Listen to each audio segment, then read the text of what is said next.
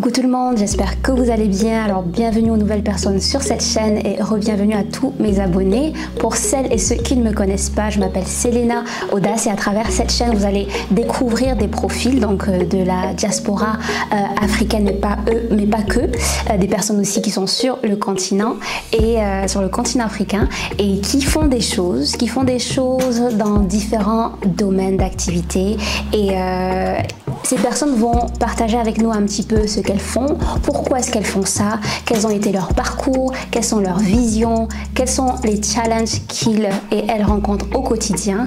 Et écoutez, j'espère que ça va vraiment vous plaire parce que c'est très motivant, c'est très inspirant et voilà, hâte de voir un petit peu vos retours dans les commentaires notamment. Alors aujourd'hui, je vais vous amener avec moi au Canada, à Montréal où tout a commencé. Alors comme nous le savons, la diaspora africaine, les diasporas africaines jouent très souvent un rôle très important dans les pays dans lesquels ils sont, dans lesquels ils évoluent, mais également dans les pays dont ils sont originaires. Gérée par des jeunes femmes issues de la diaspora africaine, cette communauté croit fortement au pouvoir de la représentation comme outil de changement social et d'inspiration au sein de différentes instances. Alors, Diaspora est une plateforme par et pour les jeunes femmes issues de la diaspora africaine dans le monde entier et se donne comme mission d'être l'amplificateur des voix trop souvent marginalisées, peu entendues, voire non considérées, de manière à mettre en avant en fait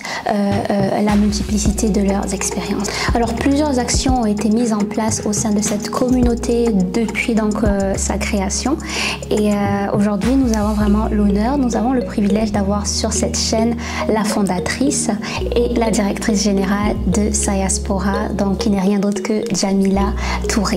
Alors vous savez comment ça se passe, moi je vous laisse bien évidemment suivre l'échange avec Jamila et je vous donne rendez-vous à la fin de cet échange, donc à la fin de cette vidéo. Et en attendant, je vous souhaite un très bon visionnage. N'hésitez surtout pas à liker si c'est une vidéo qui vous a plu. Laissez-moi savoir bien évidemment en commentaire. N'hésitez pas aussi à vous abonner à la chaîne et à partager autour de vous parce que je suis sûre que cela pourrait en inspirer plus d'un. Alors, ceci étant dit, place au générique.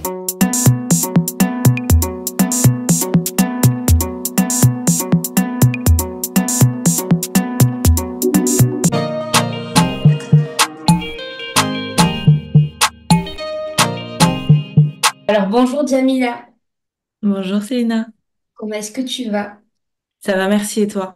Je vais très bien, merci. Et encore merci d'avoir accepté l'invitation sur la chaîne pour pouvoir partager avec nous un petit peu ce que tu fais, qui t'es, pourquoi est-ce que tu fais ça, quelle est la vision, voilà, ce par quoi t'es passé.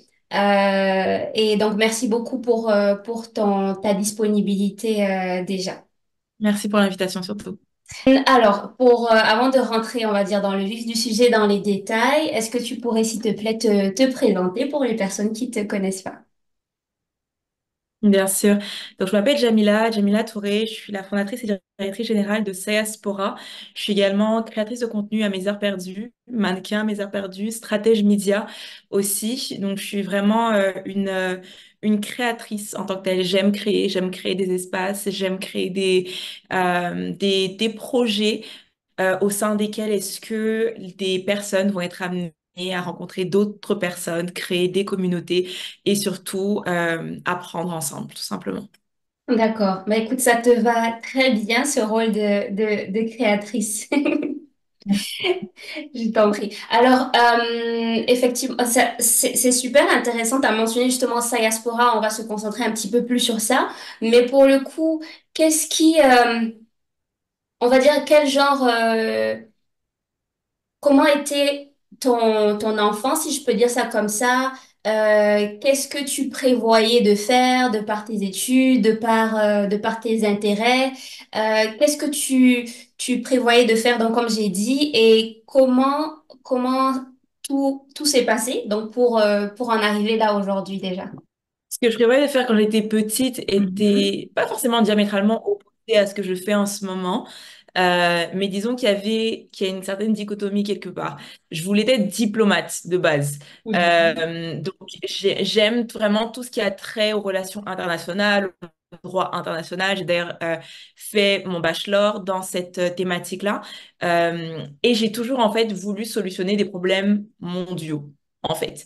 Donc, je pense que c'est pas totalement éloigné de ce que je fais au sein de Diaspora, puis comment est-ce que Diaspora est né en tant que tel, mais j'avais vraiment plus des aspirations à mieux comprendre le monde, mieux solutionner des enjeux mondiaux. Et c'est vraiment ce qui m'animait quand j'étais plus jeune. J'ai grandi au Maroc, puis je suis arrivée à l'âge de 17 ans à Montréal, puis c'est à ce moment-là justement que j'ai fait mon bachelor en relations internationales et droit international. Et c'est pendant mes années universitaires finalement que j'ai décidé de solutionner un des enjeux qui me tenait à cœur, à savoir la place des femmes de la diaspora africaine dans l'univers médiatique. J'arrivais pas en fait tout simplement à euh, trouver des médias, trouver des espaces numériques en ligne au sein desquels est-ce que je pouvais me retrouver représentée ou que je pouvais retrouver représenter les femmes de ma communauté africaine, mais vraiment de manière glorieuse, pertinente, mise en avant et aussi de plateformes qui allaient couvrir en fait vraiment tout le continent africain et pas juste parler d'Afrique noire en tant que telle, donc vraiment inclure également le Maghreb. D'où mon historique et le bagage culturel finalement que j'avais. C'est pour ça que j'ai décidé finalement d'aller à la recherche d'ambassadrices qui allaient venir des quatre coins du continent africain afin que ces diasporas puissent voir le jour. D'accord, super intéressant. Bah, du coup, tu me tends la main, tu me tends la perche justement pour introduire Sayaspora. Vu que tu as commencé, est-ce que tu pourrais nous dire c'est quoi Sayaspora? Diaspora, aujourd'hui, c'est un média qui vise à amplifier des voix des femmes de la diaspora africaine et renforcer leur capacité d'action. Diaspora est né comme étant un blog. Donc, c'est vraiment une plateforme toute simple, en ligne, dans laquelle, du moins, est-ce qu'on écrivait des articles sur des thématiques qui nous tenaient à cœur en tant qu'ambassadrice qui venait des quatre coins du continent africain. Puis, on était toutes basées à Montréal à l'époque. Mhm. Avec le temps, Diaspora a pris de l'ampleur. Donc, on a commencé à créer des événements, on a commencé à créer des projets, on s'est incorporé aussi, donc en tant qu'organisation à but non lucratif. Et de là, on a commencé à développer des projets en fait en partenariat avec différentes instances gouvernementales. On a travaillé avec Patrimoine canadien, avec la ville de Montréal pour mettre en place des projets de renforcement de capacité pour des jeunes femmes qui sont issues de la diaspora africaine et basées au Canada. Donc, parmi ces projets qu'on était amenés à créer ces dernières années, on en a un qui s'appelle Making Your Way Up, qui visait en fait à venir outiller ces femmes de la diaspora africaine à mieux naviguer le marché du travail canadien. On a aussi créé un projet qui s'appelle Conversation d'impact avec la ville de Montréal pour parler finalement du sentiment d'appartenance que ces jeunes femmes ont envers la ville de Montréal. Mais ça se pourra, c'est pas que des projets comme je mentionnais, on est aussi un média, on est en ligne, on crée des campagnes de sensibilisation auprès du Mhm. grand public canadien.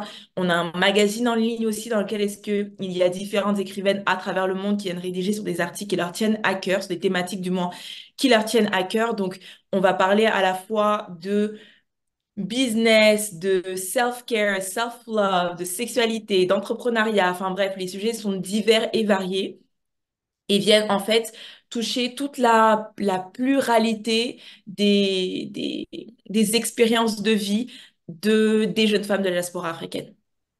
Une question, depuis quand est-ce que Sayaspora existe officiellement? Alors, Diaspora existe officiellement depuis 2015, mais on s'est incorporé en Mhm. 2019. Donc, de 2015 à 2019, on était vraiment un, un regroupement, on était un collectif. C'est comme ça qu'on se nommait. On était un blog, un collectif. Mhm. Puis, à compter de 2019, on s'est vraiment incorporé en tant qu'entreprise, donc en tant qu'organisme à but non lucratif. D'accord. Et du coup, au début, justement, en 2015, quand tout a commencé, est-ce que tu pourrais nous expliquer un petit peu, nous ramener, on va dire, dans le passé, en arrière avec toi? Comment est-ce que ça s'est passé?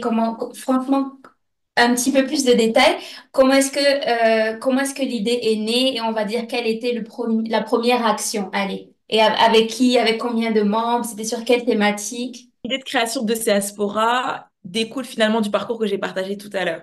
Oui. J'arrive à Montréal, je suis à la recherche d'une plateforme qui me partage des articles que je peux lire sur ces thématiques-là, puis j'en trouve pas. Donc, je me dis que je vais la créer. Sauf que je suis originaire de Côte d'Ivoire, j'ai vécu pendant 10 ans au Maroc. Puis ma vision de l'Afrique est complète, mais elle est quand même biaisée. Parce que j'ai juste Mhm. deux zones géographiques concrètement, donc le nord et l'ouest. Et je savais que si je créais un projet toute seule, ça allait être un projet qui allait être trop cantonné sur ce que je connais au final. Alors que je voulais toucher l'est, je voulais toucher le sud, je voulais toucher le centre, je voulais vraiment toucher comme Mhm. le plus de vision possible de ce que c'est qu'être une jeune femme de la diaspora africaine. Je suis allée à la recherche de cofondatrices, en fait. Donc, c'était vraiment moi qui venais d'arriver à Montréal, qui connaissait personne, ni Pierre, ni Mhm. Paul, ni Jacques. Mhm. Concrètement, personne. Puis qui a passé des heures et des heures sur Facebook, Instagram à l'époque, aller stalker les profils de jeunes femmes que je trouvais intéressantes, pertinentes, qui aimaient bien parler de tout ce qui a trait aux thématiques africaines, aux thématiques de renforcement de capacité de genre et consorts. Et au début, donc au démarrage, parce que j'allais pitcher l'idée de voici l'idée du blog que j'ai, voici le nom, j'avais déjà pensé au nom que Diaspora pourrait avoir et que j'allais pitcher l'idée à certaines jeunes femmes, bah, j'ai reçu beaucoup de noms aussi, beaucoup de personnes qui étaient en mode non, ça m'adresse pas trop, je suis pas très non. Puis veux pas, genre je comprends avec du recul, une personne qui arrive genre de nulle part, qui a même pas de document Excel ou quoi que ce soit de son idée, qui a vraiment juste son idée qui est expliquée de vive voix, qui est présentée. Donc c'est un peu difficile, mais j'ai persévéré. Aussi simple que ça. J'ai contacté différentes jeunes femmes. Donc il y en avait une qui était dans le même bachelor que moi, une que j'ai Mhm. stalkée sur Facebook, qui était dans une association estudiantine d'une autre université, une autre qui était dans un cours que j'avais à l'université, puis l'une des membres que j'avais déjà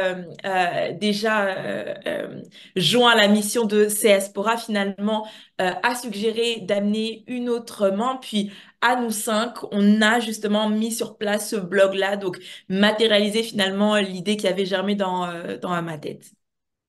Je Et vois. pour revenir finalement à ta question, donc la première action qu'on a menée, c'était vraiment juste la création du blog. Donc commencer à créer le blog, le mettre en ligne, rédiger des articles, faire des entrevues aussi, donc contacter des femmes qui n'avaient jamais entendu parler de Diaspora, mais qu'on voulait interviewer. Je me rappelle, on avait réussi à contacter Adama Paris, qui à l'époque a été vraiment hyper ouverte à l'idée de répondre à une entrevue de notre part, malgré son emploi du temps qui était extrêmement chargé, et malgré le fait qu'au final, bah, il y avait littéralement rien encore de Diaspora qui avait été créé, Ouais. qui pouvait faire office de, de preuve pertinente de plus-value, quelle qu'elle soit en fait. Je vois. Je vois. Super intéressant. Mais du coup, parce que tu as mentionné que tu connaissais à peu près, enfin, tu avais déjà réfléchi au nom et tout. Est-ce que tu peux nous dire qu'est-ce qui a inspiré le nom Sayaspora et qu'est-ce que ça veut dire aussi? J'aime bien demander cette question.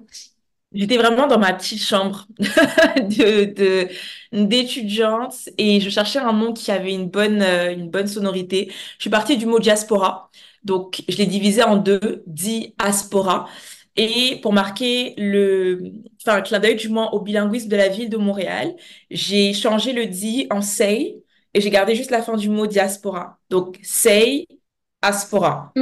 Donc, les Ok. deux collés ensemble, ça fait Sayaspora. Puis ça sonnait bien, ça marchait bien, c'était de belles lettres, c'était bien écrit. Je me suis dit, bon, ça permet de vraiment centraliser l'identité diasporique finalement que j'arrivais pas à retrouver dans les médias parce que être une jeune femme de la diaspora africaine, c'est quelque chose, selon moi, qui est quand même relativement particulier.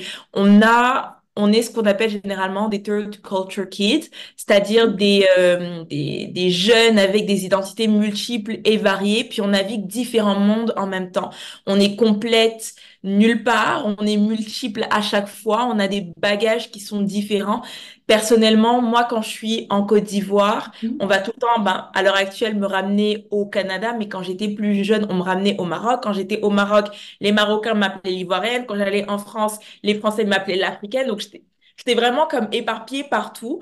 Puis c'était ce sentiment que j'étais finalement la seule, que je savais du moins que j'étais pas la seule à ressentir. Je me suis dit, ben, j'ai envie que ce soit l'identité centrale qui perdure en fait au sein de ces diasporas. Je vois. Mais t'inquiète, tu n'es pas la seule à vivre, comme tu l'as dit, tu n'es clairement C'est pas bien la ce que seule je à... me dis, vu la communauté qu'on a.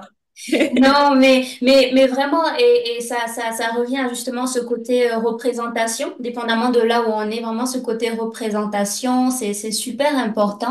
Quand tu dis la diaspora, tu parles des ressortissants ou des afro-descendants, enfin, qui sont à l'étranger, ou tu t'accueilles, voilà, c'est ça, t'accueilles aussi d'autres communautés. Alors, on parle de la diaspora africaine et ses alliés au sein de ces Et diasporas. c'est bien. Quand on parle de Ok. diaspora africaine, pour nous déjà, c'est important de centraliser l'identité africaine, donc de parler principalement des 54 pays d'Afrique et leur diaspora en tant que telle. Puis, à cette diaspora, on va rajouter toute personne qui se sente qui s'identifient comme faisant partie de la diaspora africaine. Parce que quand on parle de diaspora africaine, vu l'histoire du continent, il y a plusieurs vagues de diaspora en tant que telle. Puis il y a, comme tu l'as mentionné, il y a les afrodescendants, puis il y a différents termes qui ont été créés avec des définitions d'étymologie qui sont vraiment particulières et propres à différents peuples. Toutefois, le mot diaspora africaine, au sens que c'est diaspora longtemps, comme je l'ai mentionné, c'est vraiment la diaspora africaine quelque part contemporaine, côte, donc des pays à l'heure actuelle qu'il y a sur le continent et toute personne qui se sente liée à cette définition-là. Sur notre conseil d'administration, on a des membres qui viennent d'Haïti. Dans notre équipe, on a des personnes qui viennent d'Haïti en tant que telles. À nos événements, il y a des personnes afrodescendantes qui viennent d'autres îles, des Caraïbes et consorts qui assistent à nos événements parce qu'ils se sentent connectés à la mission de ces diaspora. Donc, nos portes sont toujours ouvertes. Toutefois, c'est important de centraliser l'identité qui se veut d'abord africaine. Je vois.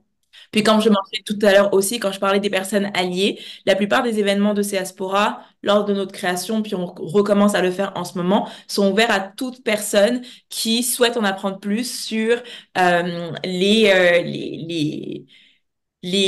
enfin, l'actualité, les enjeux et consorts par lesquels est-ce que passent les jeunes femmes de la diaspora africaine. Donc là, par exemple, on vient de terminer un événement qui s'appelait Dialogue de la diaspora, qui visait en fait à créer des ponts entre les femmes de la diaspora africaine, leur réalité et la réalité de notre société d'accueil, donc qui est le Canada. Puis on a créé un événement au sein duquel est-ce que toute personne était invitée. Il y avait une exposition qui parlait d'intersectionnalité, il y avait des ateliers de formation par rapport à ces thématiques-là également, il y avait des conversations pour faire comprendre en fait finalement le concept de d'inclusion, d'intersectionnalité et qu'on sort aux personnes vraiment qui font même pas partie de cette communauté-là, mais les mettre en conversation avec notre public cible. Parce que pour nous, c'est important de créer du contenu par et pour. Toutefois, Mhm. pour solutionner les enjeux par lesquels est-ce qu'on passe, on est obligé de parler aux personnes alliées, parler aux autres communautés, donc vraiment continuellement être en dialogue et en conversation avec d'autres communautés. Donc, vous êtes présent au Canada, notamment à Montréal. Est-ce qu'il y a, je veux dire, quelle est la vision, on va dire, de ces diaspora? Est-ce que, un exemple, si j'ai envie d'adhérer à ces diaspora, est-ce que je peux, même si je ne suis pas justement au Canada, j'imagine que ça va être un peu plus compliqué avec les événements physiques, mais voilà, est-ce qu'il y a des événements virtuels? En gros, euh, quelle est la vision? Est-ce que vous pensez vous implémenter, on va dire, dans d'autres pays? Ça c'est une chose. Et aussi, ouais, je vais te poser déjà cette question. La vision de cette diaspora avant de répondre à la vision, je vais rappeler la mission Oui. intrinsèquement liées. La mission de ces diasporas, c'est vraiment d'amplifier les voix des femmes de la diaspora africaine et de renforcer leur capacité d'action. Dès lors, c'est une mission qui est grande, qui est même quelque part trop grande, parce que c'est pas quelque chose qu'on met seulement que dans les limites des frontières du Canada. Quand on parle de diaspora, on n'est pas forcément, comme je l'ai mentionné au début, affilié à un pays exclusivement. L'organisation a été fondée au Canada. On va développer des projets spécifiquement qui sont basés, qui ont été pensés par et pour une communauté qui est canadienne, certes. Toutefois, dès lors qu'on parle du magazine de Diaspora, dès lors qu'on parle des campagnes de communication qu'on fait, c'est des campagnes de communication qui sont internationales, qui sont mondiales, puis c'est un magazine qui est lu de partout.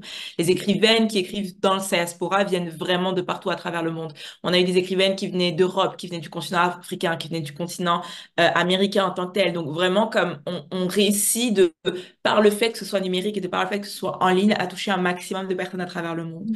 Pour répondre à ta question de manière un peu plus directe, on n'a pas encore de système de membership proprement parler. Toutefois, c'est quelque chose qui arrive certainement au courant de l'année prochaine normalement. Mais à l'heure actuelle, comment est-ce qu'on fonctionne? CSSPORA a encore un modèle de fonctionnement qui est hybride. CSSPORA a un conseil d'administration. CSSPORA a une force employée et consultante. Et CSSPORA a une force bénévole. Donc, la Mhm. force bénévole de CSSPORA, c'est des membres qui se situent vraiment partout à travers le Canada et des fois même en France en tant que tel, puis qui travaillent dans l'équipe de CSSPORA à des rôles spécifiques selon leur situation géographique en tant que telle. Donc, par exemple, par le passé, on a eu une membre qui était basée à Paris, qui a décidé finalement de venir vivre à Montréal depuis Mhm. maintenant 2 ans de cela, mais elle était avec nous à distance à Paris depuis un bon genre 3 ans, par exemple. Donc, on réussit finalement à garder les talents, même s'ils sont à l'international, parce que quelque part, c'est vraiment la mission qui nous rallie tous autour de ces sports. Voilà, les événements, les thématiques sont proposés par Sayaspora, mais je veux dire, quelles sont les thématiques ou les problématiques que les personnes finalement de la communauté Sayaspora rencontrent le plus, on va dire, que tu as remarqué peut-être depuis, voilà, depuis la création de Sayaspora jusqu'à aujourd'hui. Du fait qu'on soit au Canada et du fait que notre Mhm, communauté soit principalement basée ici, et du fait que ce sont des enjeux qu'on a été amené à voir d'année en année, je dirais que les thématiques qui reviennent le plus souvent sont les suivantes. Il y en a vraiment, je dirais qu'il y en a une mhm, puis, euh, qui s'immisce dans différents secteurs. Le nerf de la guerre, c'est le racisme systémique. En fait, le racisme systémique parce que c'est des barrières à l'emploi, des barrières au système de santé, donc d'accès en bonne et due forme à des soins de santé. C'est des barrières dans le sentiment d'appartenance au pays, à la ville, pour Montréal spécifiquement. C'est des barrières dans l'intégration également, lorsqu'on n'a pas l'impression d'avoir tous les outils qui soient donnés, qui nous soient donnés du moins pour pouvoir s'intégrer pleinement. Donc, je te dirais que c'est vraiment ce qui ressort le plus de ces dernières années, des projets qu'on a été amenés à monter et des, euh, des feedbacks finalement qui nous ont été rapportés. Le le point central, c'est le racisme systémique, donc c'est l'enjeu, c'est la barrière, mais cet élément-là se retrouve finalement dans différents secteurs. C'est pour ça que j'ai pris un temps avant de répondre, parce que quelque part, les enjeux, barrières sont multiples et variés, parce qu'on est une communauté qui est multiple et variée, qui est constituée de différentes identités, d'une plénitude d'expériences qui sont tout aussi uniques les unes que les autres. Mais si je devais résumer ça d'une certaine manière, je le nommerais de la sorte. Non, effectivement, c'est justement, il y en a plein justement. C'est la raison pour laquelle je demandais quels sont ceux qui revenaient le plus en fait. Ces barrières-là, ou on va dire ces challenges ou les thématiques qui revenaient vraiment le plus. Mais là, comme tu dis, tu as donné un petit peu un dénominateur commun qui, pour le coup, se retrouve dans différents secteurs malheureusement. Et ce n'est pas qu'à Montréal ou qu'au Canada. Mais ce sont effectivement des réalités que auxquelles plusieurs personnes font face. Mais du coup, quels sont aussi finalement dans tout le processus de Sayaspora jusque-là, quels sont on va dire, les défis, les obstacles, les challenges euh, auxquels vous avez été confrontés, vraiment dans le processus de création, d'expansion, de développement, tout ça. Ou bien que vous continuez, on va dire, euh, de faire face, je perds mes mots en français, les obstacles. Donc, comme j'ai dit, que vous êtes confronté à certains obstacles. Euh, Quels sont ces obstacles, quels sont ces challenges, en tout cas les plus marquants?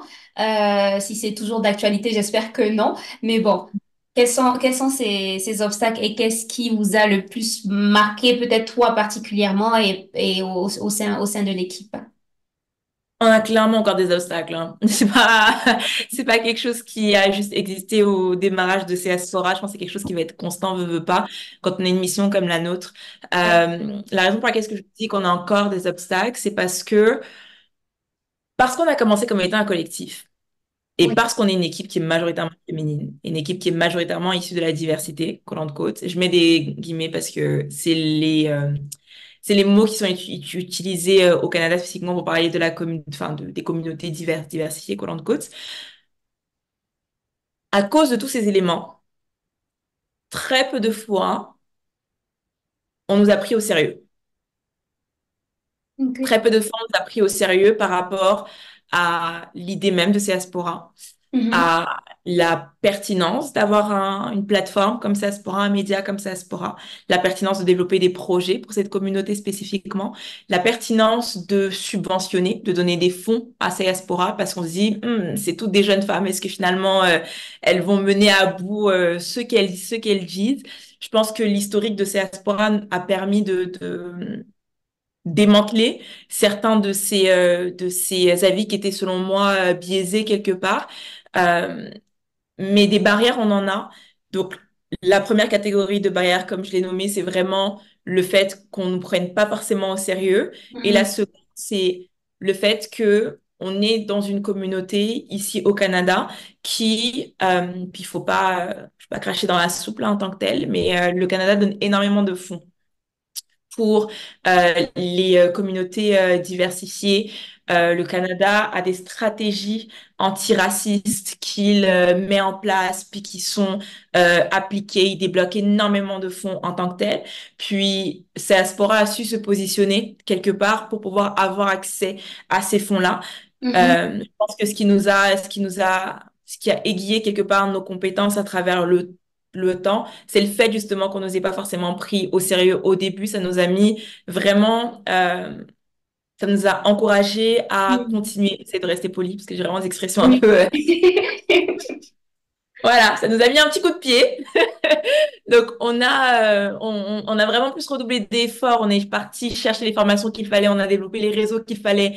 On a porté notre mission dans des instances dans lesquelles est-ce qu'on n'entendait pas forcément parler des femmes de la diaspora africaine. On a, comme je l'ai mentionné au début, on a réussi à développer des projets avec Patrimoine canadien, avec la ville de Montréal et qu'on sort. Puis ça, c'est pas rien quelque part pour le public cible pour lequel est-ce qu'on travaille, en fait. Mais parce que là, du coup, tu mentionnes que finalement, ils sont assez supportifs par rapport à ce genre de mission, mais sans faire de finger pointing, ou c'est toi qui vois, qui finalement ne vous prenez pas au sérieux. C'est, tu vois Très ce bonne que je veux question. dire? C'est un petit peu, Oui, il y a énormément de fonds débloqués pour ça, mais en même temps, derrière, c'est pour ça que j'ai dit sans faire de finger pointing si tu veux pas. bien C'est toi qui sûr. vois, hein. Il faut juste savoir en fait qu'il y a différents paliers de partenaires qui existent.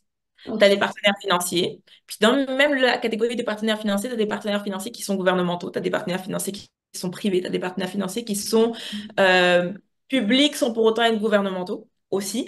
Tu as des partenaires qui sont des partenaires d'affaires, des entreprises, tu as des partenaires qui sont des partenaires communautaires, donc des organisations. Tu as ta communauté, toi en tant qu'individu, de fondatrice ou de cofondatrice, Code, qui crée une plateforme. Puis, dans chacun de ces niveaux-là, en tant que tel, il y a des personnes qui ont douté de la pertinence de ces diasporas. Mhm.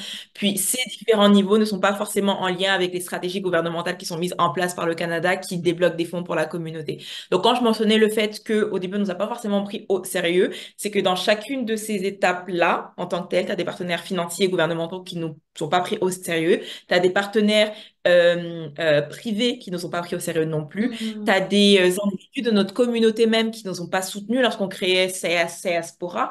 Je me rappelle, j'avais des conversations avec certaines amies à l'époque qui identifiaient Diaspora comme étant une plateforme qui était folklorique et consorts. Donc, vraiment, les critiques étaient partout. Étaient vraiment faites de manière transversale, mais ce qui est cool aussi, c'est que tu as plein de personnes qui nous ont fait confiance. Puis on s'est plus focalisé sur le peu de personnes qui nous ont fait confiance, travailler avec elles, bien travailler en bonne et due forme pour se construire justement euh, une bonne, une bonne, cher mes mots, Tu veux le dire en anglais? Est-ce que moi, j'ai une bonne aujourd'hui. réputation, non, j'avais même pas en anglais ça s'appelle. Ok. Une bonne réputation, de bonnes archives d'événements, de bonnes archives de projets, parce que le domaine communautaire dans lequel est-ce qu'on est, c'est un domaine qui est beaucoup du bouche à oreille, qui est sur recommandation et consort. Donc, on s'est vraiment focalisé sur le peu d'opportunités qu'on a réussi à avoir au début, les faire bien, histoire qu'on puisse participer à rendre nos espaces plus divers et plus inclusifs surtout. C'est vrai que tu as mentionné au début un petit peu voilà ce que vous faisiez, voilà des événements qui avaient justement le magazine et tout. Est-ce que tu peux, on va dire, résumer ou énumérer, on va dire, allez, les activités slash, je sais pas si je peux dire, services produits que Sayaspora propose, offre. Alors, on a le magazine, donc Mhm, qui est l'espace en ligne dans lequel est-ce qu'on a les écrivaines qui viennent parler de sujets divers et variés, comme j'ai mentionné. Puis on a mhm, également des projets qu'on active en fonction des partenaires qu'on a. En ce moment, on a 3 projets qui sont activés. On en a un qui s'appelle Dialogue de la diaspora, qui est en partenariat avec le gouvernement du Canada, donc Patrimoine canadien, qui vise à créer des ponts de conversation sur les thématiques d'inclusion, de diversité et d'intersectionnalité avec les femmes de la diaspora africaine. Donc, on met en conversation avec la société canadienne at large. Donc, dans ce projet-là, c'est vraiment des capsules vidéo, des campagnes de sensibilisation, des événements qui parlent de ces thématiques-là également. Donc, c'est vraiment le projet qui est déposé en tant que tel. Puis, on a le projet qui s'appelle Saya Safe, qui est en lien avec la ville qui est en partenariat du moins avec la ville de Montréal, qui vient créer des espaces plus sécuritaires, sains, safe pour les femmes de la diaspora africaine en ligne et hors ligne. Donc, on va venir créer des ateliers de formation, des conférences, des espaces de discussion. On va venir également créer des capsules vidéo de sensibilisation par rapport à toutes les thématiques de scamming numérique et consorts, donc comment faire attention, comment protéger son identité numérique en ligne.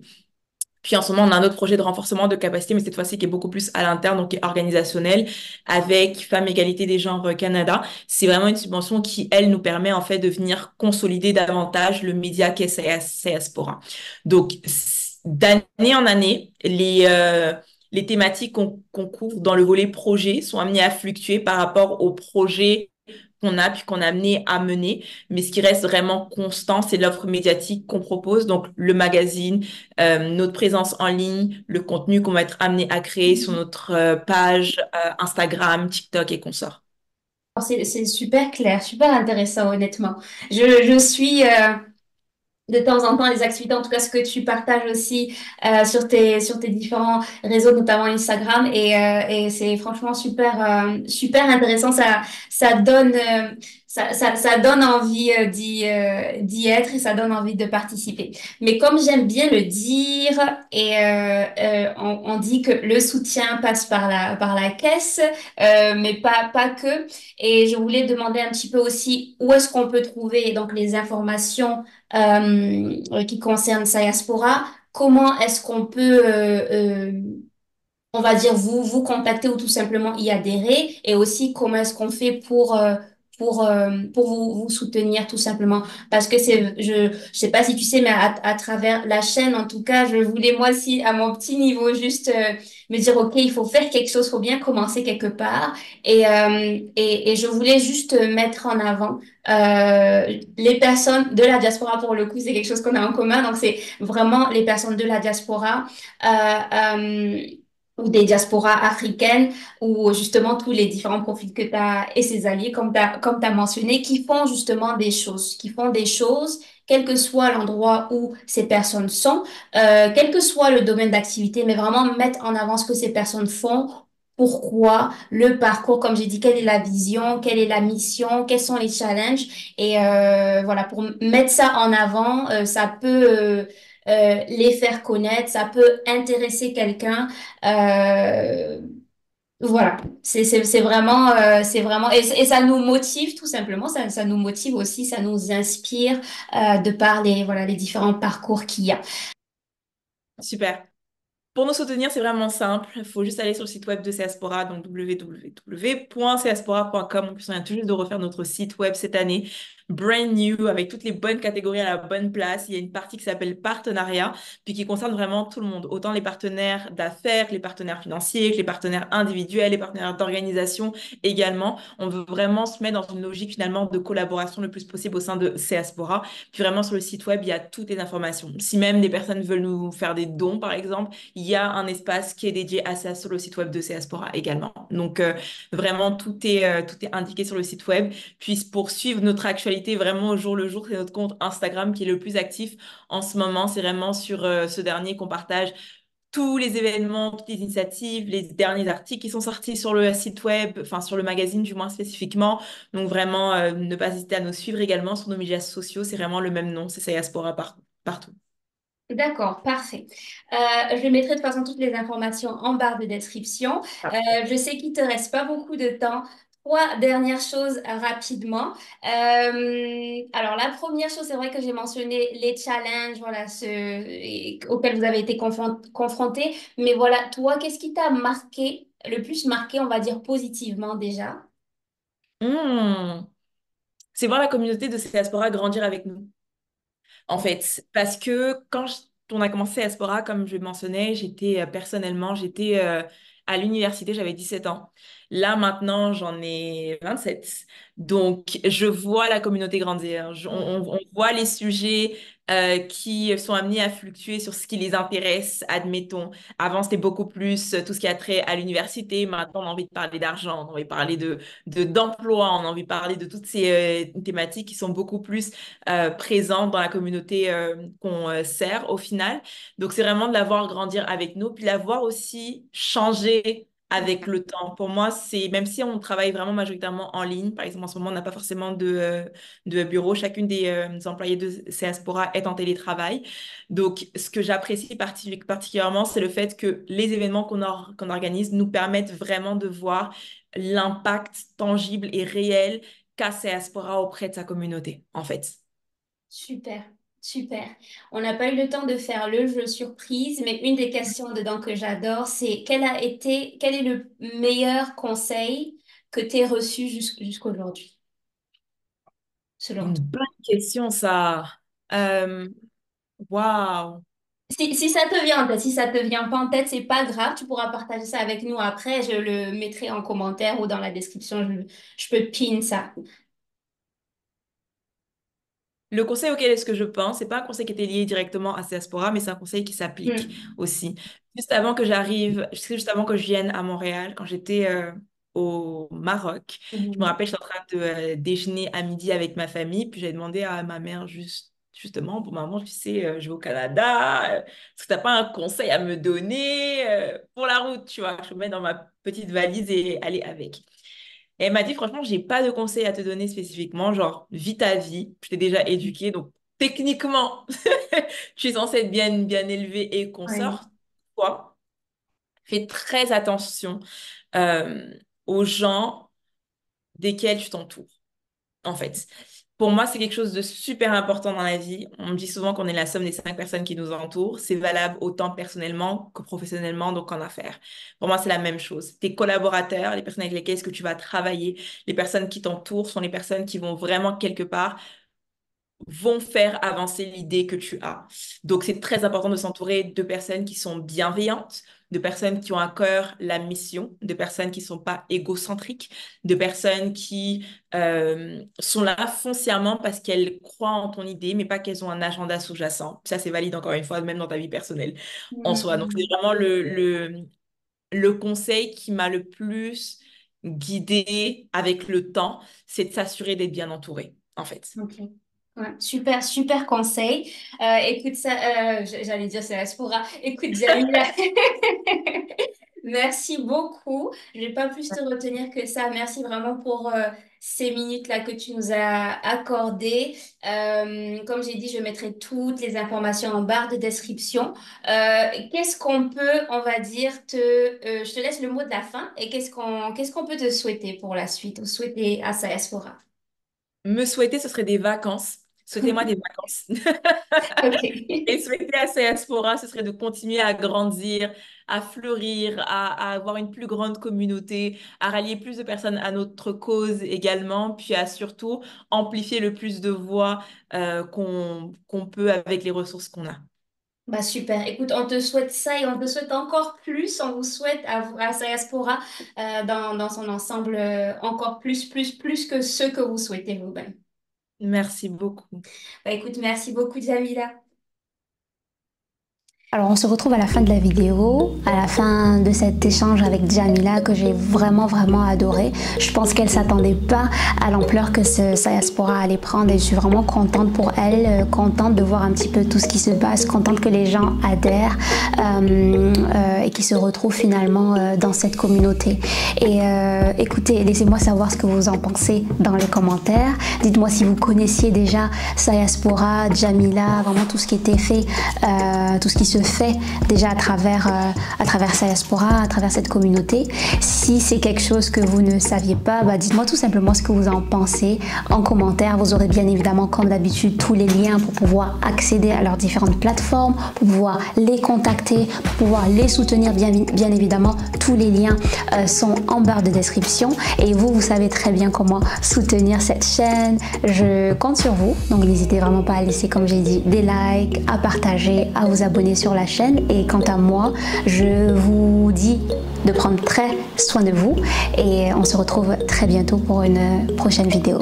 En attendant, vous pouvez nous suivre sur les autres plateformes, là où il y aura des contenus un peu plus réguliers, de très petits contenus, en attendant d'avoir, on va dire, les